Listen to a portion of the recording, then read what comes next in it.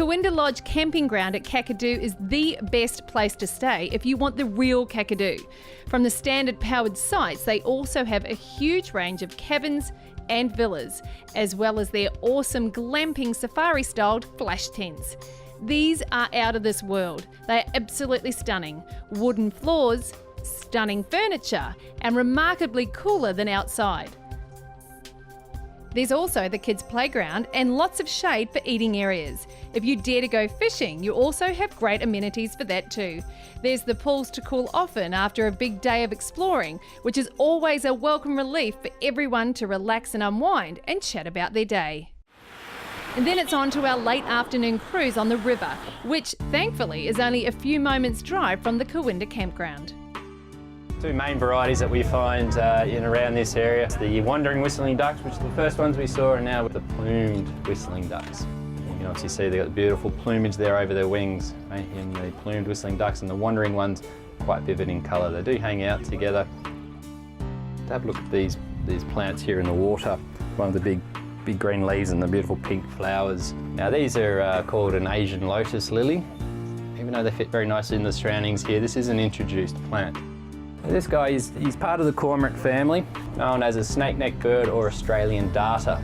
Now, just like most cormorants around the world, he has a very low oil count in his feathers. So when he dives into the water, his feathers become waterlogged, and that enables him to get down to great depths to go looking for fish. So he'll swim after those fish. He's got webbed feet. He can move at quite a speed. When he sees a fish he likes, he has his neck cocked back, and then with that pointy beak of his, he'll flick his neck forward and actually spear the fish. Oh, here we go, folks. We've got our first crocodile coming up here on our right, just in here in the water. All right, so this is all completely fresh water we're in, so this is a saltwater crocodile. Another reason why they can't be trusted.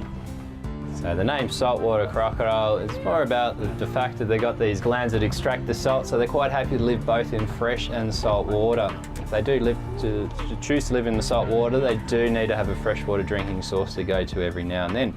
But these glands help them extract that salt and stop them from drying out too much. So the crocodile was nearly hunted out here in Australia. So by the late 1960s, they estimated from European settlement up until that period, over 97% of the population had been wiped out. And there was a big call from the hunters themselves to request that these creatures become protected. They've been protected since 1972, and that was just in the nick of time. The numbers have bounced back, and we're looking at some pretty healthy numbers again. We've got a little while to go, but they estimate across the top end of Australia there's about 120 to 130,000 of them. They eat roughly about every 5 weeks. They can survive 12 months on one magpie goose. They can even control their heart rate. So when this one goes underwater now, when I say she, it's only an educated guess that it's a female, but you can hold a breath for anything up to 2 hours. You can slow that heart rate down to 3 beats per minute. You can even shut down different parts of the body as well. All right, so here we are coming out onto the floodplains. The river there continued off to the right. We're coming out here, you're going to see a bit of a shift in the colour of the water as well. It's going to start clearing up.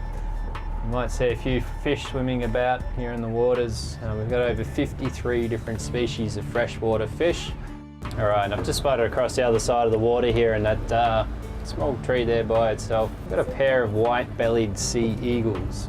Quite a significant bird for the Binging people. They're regarded as the Mudawati, which is a spirit bird. So they believe when you pass away, the Mudawati will come down and pick up your spirit and take it back to the dream time. So these are partners. These are both a male and a female. This is their territory, very territorial creatures. Look at that, oh, sensational. I can watch these birds all day long. They're the funniest thing to watch. They're all hanging together. So if this crocodile comes over, they're all stop and they all look at the crocodile and they work out what they're going to do as a team. Around every corner, there is another spectacular picture. Look at that, that is picture perfect. A picture says 1,000 words, so I better shut up. We're up early and a few of us are off to the little bird watching at the Mamukala Wetlands Bird Hide. The birds are everywhere, and just doing the walk from the car park you can see many a variety of birds.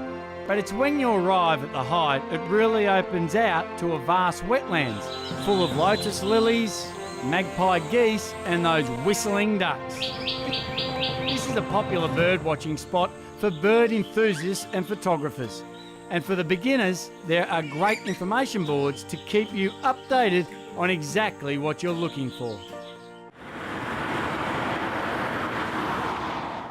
Ubirr is an easy 1 kilometre round trip walking track, but it does have a few rock climbs for those who wish to do it. And if you are capable of these, then I highly recommend you do them, as from these high points you get a whole 360-degree view of one of the most stunning natural areas in the world. Walking the base of Ubirr, you will see paintings of animals, the traditional rock art, and paintings of early contact with European people. The best way to visit is by taking in one of the guided tours, and the ranger will give you all the local information. There are information boards that will give you an insight into these remarkable markings. They say that the art of painting is generally more important than the painting itself. So many older paintings are covered by the younger ones.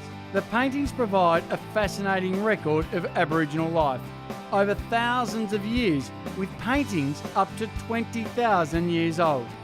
The local Aboriginal word for rock art is gumbin. But as I mentioned, if you can, then definitely take the easy climb to get a real perspective of the Kakadu landscape and terrain. It's truly a wonderful and magical place.